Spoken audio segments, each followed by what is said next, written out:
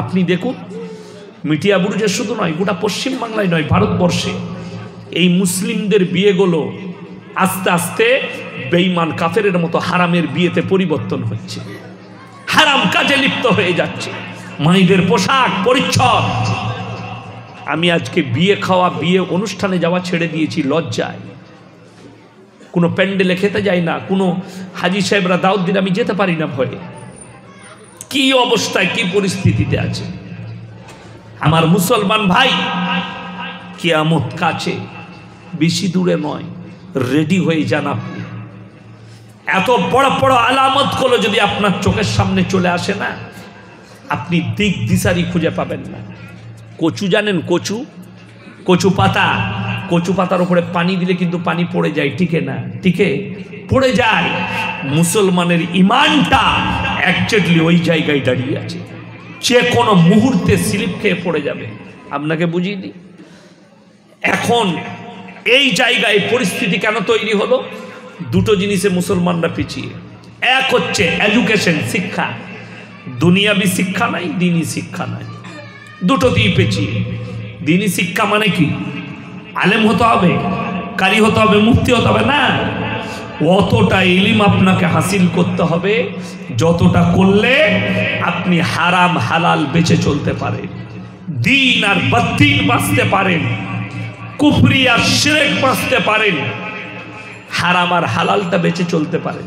আপনি যদি কলকাতায় মিটিয়া বুরুজের ছেলেরা, আমার যুবকের, আমার ভাইয়েরা, আপনি কলকাতার কোনো হোটেলে যদি খেতে যান, জিজ্ঞেস করবেন না, করবেন না দাদা জবাই না কাটা মাংসটা? কথা বলেন, জিজ্ঞেস করবেন না? আপনাকে জিজ্ঞেস করতে হবে দাদা মুরগিটা জবাই না কাটা। কেন? মুসলমানের জন্য শর্ত হচ্ছে হালাল খাবার। আপনার জন্য শর্ত কি?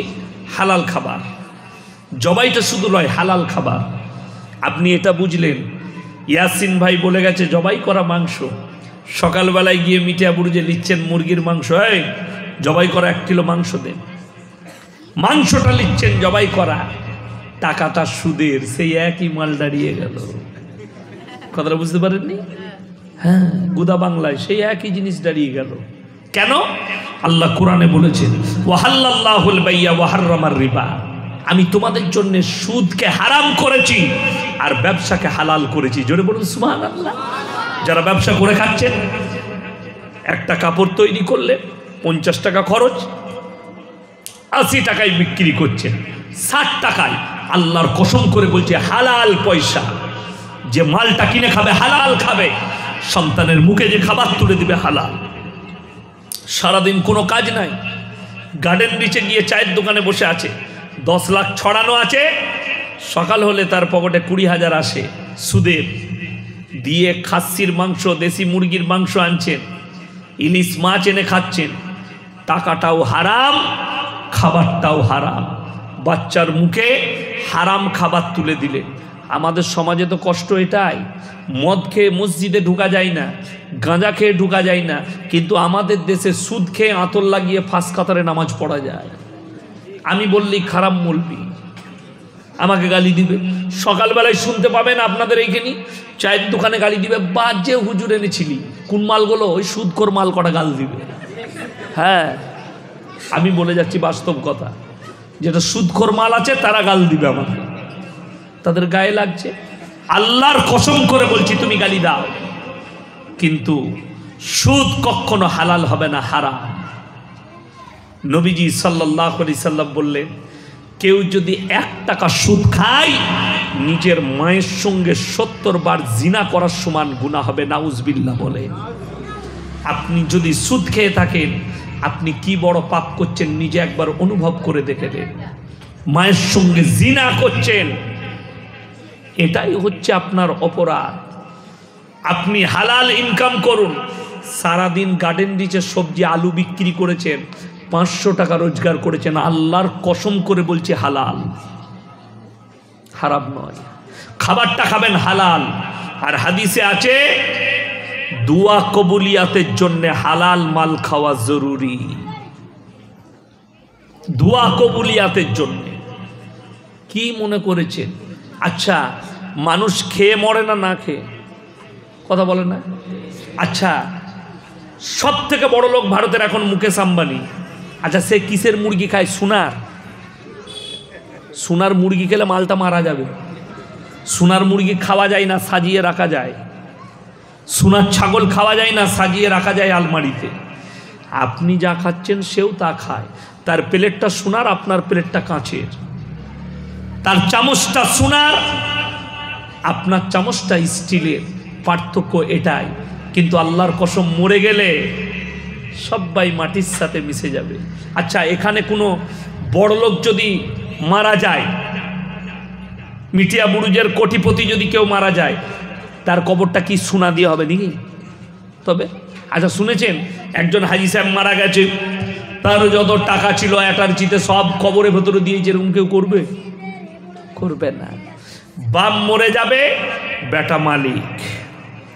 বেটা মরে যাবে, পুতা মালিক হবে। এটা দুনিয়ার পরম্পরা আল্লাহ তৈরি করেছে। তোমরা চলে যাবে, যেমন ভাবে এসছো ওইভাবে। মায়ের কোলে ন্যাংটো এসছিলে, তোমাকে আয়ারা ন্যাংটো বার করেছে, গাটা মুছেছে। তোমাকে আবার শেষ সময়ে যখন ছেলে জন্মায় তখন কিন্তু তার গোসল দেয়া হয় না, হয়? আসল গোসল তো দেয়া হয় মৃত্যুর পরে।